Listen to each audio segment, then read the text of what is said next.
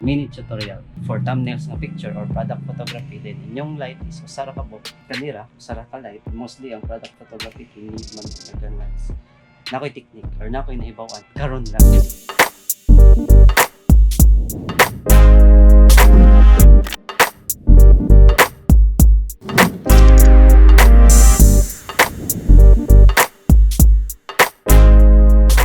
So instead of one light, tanaw niya siya direct to that.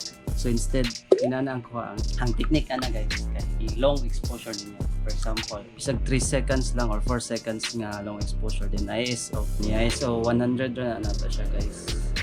Tapos 11 to ana, i-focus unin na to siya then manual para ang iyang kuha guys. Ang iyang kuha kay more siya product photography with the lights there and with the lights here. Palungan na tong suga. Diba kung ay makita sa product ito ang for 4 seconds idagan na to ang lights na daganan na to ang lights.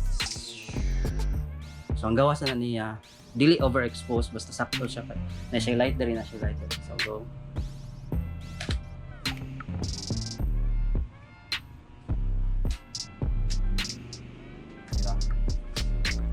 So ang iyang kuha guys mo na ni instead of lacking kay kag kanang lights di na siya problema kay imo man gidagan ang lights nimo giana for 4 seconds.